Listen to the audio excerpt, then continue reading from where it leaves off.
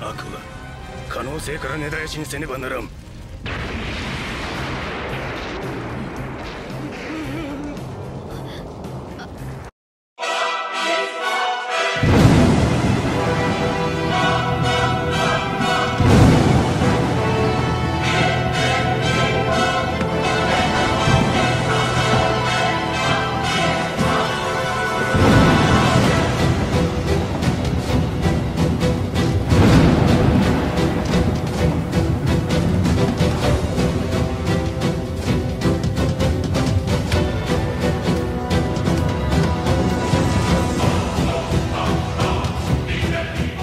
Serait-il un tantinet trop naïf de penser qu'Akainu est un membre du SWORD? Sakazuki semble croire que chaque marine devrait être prêt à sacrifier sa vie au nom de la justice. Alors, si Sakazuki est un marine si convaincu, pourquoi créerait-il une organisation de voyous? Eh bien, peut-être que c'est pour contourner tout l'engrenage administratif de l'organisation. En tant qu'amiral de flotte, il semble qu'une grande source de frustration pour lui soit la bureaucratie à laquelle il doit faire face régulièrement. Créer une sorte de système parallèle composé de Marines en qui il peut avoir confiance pour se battre pour la justice sans avoir à faire appel au QG des Marines à chaque fois et pour maintenir un profil bas. Peut-être est-ce cela sa solution. D'après le portrait qu'Oda a fait de lui lorsqu'il était enfant, la justice a une grande importance pour lui. Et peut-être qu'en tant qu'amiral de la flotte, il espère transformer les Marines en la force inarrêtable qu'il a toujours voulu. Débarrasser le monde de tous les pirates, rien ne le retient. Mais au lieu de cela, il a surtout été retenu par la paperasse ou des réunions avec des bureaucrates. S'il fait partie du SWORD, il n'est probablement pas aussi impliqué qu'avant, voire pas du tout. Mais s'il fait partie du SWORD, et surtout en tant que chef, il pourrait s'en servir pour prendre le contrôle des Marines. Au diable les 5 sages, qui sont confortablement installés dans la sécurité de Maréjoise. Pendant qu'ils prennent leur temps pour prendre des décisions importantes, les Marines meurent inutilement. Et je ne pense pas que Sakazuki va tolérer cela encore longtemps. Avec le monde entier dans le chaos, il serait assez stupide de la part des hauts placés de tuer leur meilleur flic. Je ne pense pas qu'un des amiraux actuels puisse prendre la relève de l'amiral de la flotte aussi efficacement. Et je suis convaincu que les 5 sages en sont conscients. Donc, il peut laisser Akainu se libérer de ses chaînes et commencer à tout casser. Ils s'occuperont de lui plus tard.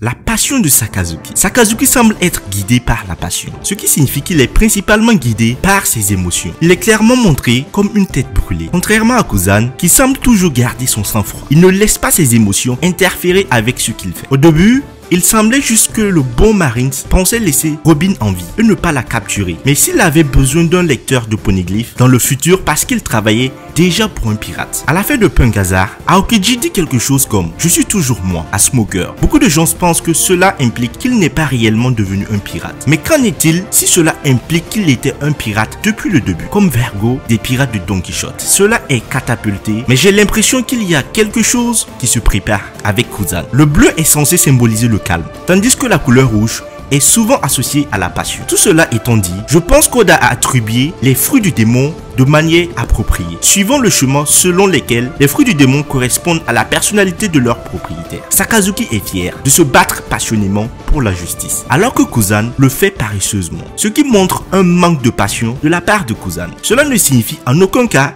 que Kuzan est sans cœur, juste qu'il n'était pas aussi dévoué aux Marines que Sakazuki l'est. Cela aurait pu être le facteur décisif dans leur 1 vs 1 sur Punk Hazard, comme il l'a dit à Smoker 2 ans plus tard. Alors quelle serait la véritable motivation après sa démission des Marines? Le plan d'Aokiji ne serait pas d'échapper aux Marines ou de devenir un pirate notoire. Son plan serait de renverser Akainu puisque sa politique de justice absolue est quelque chose qui entraînerait les marines sur une mauvaise voie. Et Aokiji était un marine passionné qui croyait en ce qui était juste, contrairement à Akainu et son attitude impitoyable. Akainu n'a pas laissé Aokiji partir librement après le combat. Je pense que le combat s'est terminé avec Akainu qui n'a pas pu sortir et Aokiji non plus. Mais Akainu a été déclaré vainqueur parce qu'après 10 jours, il était le plus fort. Mais si Akainu devait tuer son camarade, il serait considéré comme un meurtrier et sa position serait compromise. Aokiji est actuellement allié avec les pirates de Barbe Noire. Aokiji fait partie intégrante maintenant de l'équipage de Barbe Noire, ce qui signifie qu'il en sait beaucoup sur l'équipage. Aokiji aidera donc Luffy dans son combat contre Barbe Noire à la seule condition qu'il puisse livrer les pirates de Barbe Noire au Gorosei, ce qui lui permettra de retrouver sa position initiale de nouvel amiral de la flotte. Il est maintenant allié aux pirates de Barbe Noire, mais il aurait pu convaincre Dragon de renverser le gouvernement mondial une fois qu'il serait devenu amiral de la flotte. Dès que Dragon aura agi, le gouvernement mondial fera en sorte que les Marines les protègent. Mais maintenant, le commandement est entre les mains d'Aokiji, qui a la possibilité de refuser l'ordre direct, laissant le gouvernement mondial impuissant et à la merci des révolutionnaires. À l'opposé, ce n'est pas parce que Sakazuki est passionné qu'il a de la compassion. Il voit le monde à travers une lentille idéalisée, un point de vue très blanc et noir, presque comme un fanatique religieux. Tous les Marines sont bons et tous les pirates sont mauvais. Il n'y a pas d'entre-deux. Tout ce qui ne correspond pas à ses idéaux, il n'hésitera pas à les rejeter. Avec toute la passion idéalisée, rouge et chaude sur son cœur, Sakazuki doit faire partie du Sword. C'est un moyen pour lui et pour d'autres Marines partageons les mêmes idées de se battre pour la justice sans être embourbés dans la bureaucratie des Marines. Aujourd'hui, à bout de souffle en tant qu'amiral de la flotte, il pourrait utiliser Sword pour libérer les Marines du contrôle du gouvernement mondial. Pas nécessairement pour travailler contre eux, mais pour combattre les pirates sans avoir à franchir toutes ces étapes au préalable. Il est prêt pour une guerre totale, une guerre qui rendra Marineford mignon. Et lors de cette guerre finale, on aura l'intervention du Dr Vegapunk, le célèbre scientifique qui va bouleverser le monde de One Piece. Dernièrement, on a appris qu'un robot géant millénaire avait attaqué Marie-Joise, mais par manque de carburant, ce robot a été capturé. Alors, quel est ce carburant fantastique qui avait animé ce robot il y a 200 ans? Les amis, après plusieurs recherches, je pense avoir trouvé la source d'énergie de l'ancien royaume. Dans les derniers chapitres, il a été question de l'énergie et des sources d'énergie dans le monde de One Piece. L'élite mentionne Cake Earth est alimenté par le feu, parce que le feu peut être converti en de nombreux types d'énergie différents et que s'il y avait un feu éternel, ils pourraient créer leur propre soleil. Chacun mentionne également que l'ancien royaume possédait une source d'énergie inconnue et très avancée. Il est possible que les pouvoirs derrière les fruits du démon et même le haki soient basés sur ceci, les zones électromagnétiques. Tout d'abord, si nous regardons les parallèles entre le monde de One Piece et le monde réel, l'ancienne énergie serait la combustion de combustibles fossiles, comme ce qui se passe dans Egg Earth, et la nouvelle énergie serait les énergies renouvelables, par exemple le soleil, le vent, les vagues ou l'énergie verte. Je pense que l'ancien royaume savait comment exploiter directement l'énergie du soleil sous forme d'ondes électromagnétiques, de panneaux solaires en fait, mais de plusieurs façons. En supposant que les fruits du démon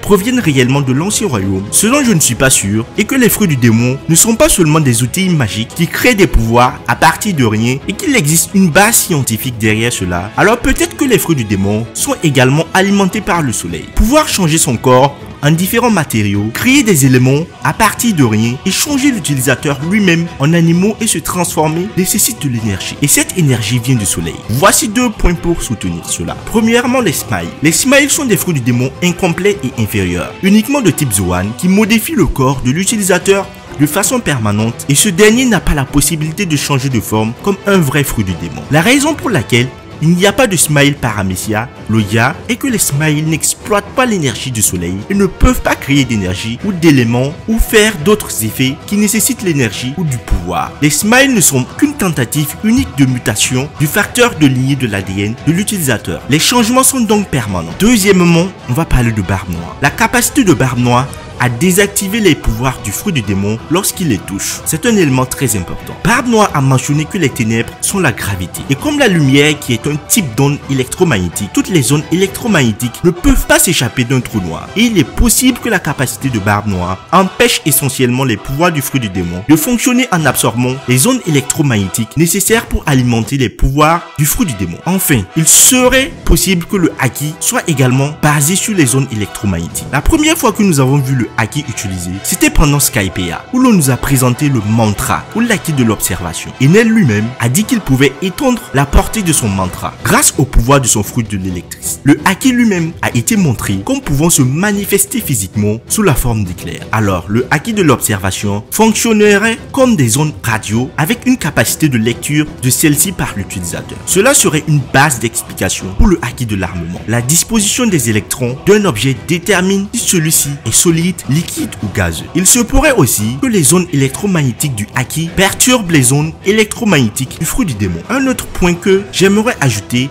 est que Chopper a mentionné une fois que sa Rumble Ball fonctionnait en perturbant la fréquence du fruit du démon. Donc les amis, on peut conclure que la lumière du soleil, que l'énergie solaire est l'origine du carburant qui alimentait l'ancien royaume. Il se pourrait que l'ancien royaume ait eu la capacité de créer un soleil miniature qui les permettait d'alimenter comme bon les semble tous leurs robots et toute leur technologie. Mais avec leur chute, ce savoir a disparu. C'est pour cette raison que le Dr Vegapunk a dit que s'il était possible de créer un feu qui ne s'éteignait jamais, alors il serait possible de recréer un soleil. Donc je pense que c'est un indice que Oda a voulu nous laisser entrevoir par cette phrase. Alors les amis, est-ce que le Dr Vegapunk sera capable à nouveau de recréer cet exploit et de pouvoir faire fonctionner les anciens robots pour la guerre finale? Dites-moi ce que vous avez pensé de tout cela en commentaire. Et comme d'habitude, si vous avez aimé la vidéo, mettez un gros pouce bleu et surtout abonnez-vous pour rejoindre la flotte. On se retrouve très bientôt pour le chapitre 1068 de One Piece. Prenez soin de vous. Peace.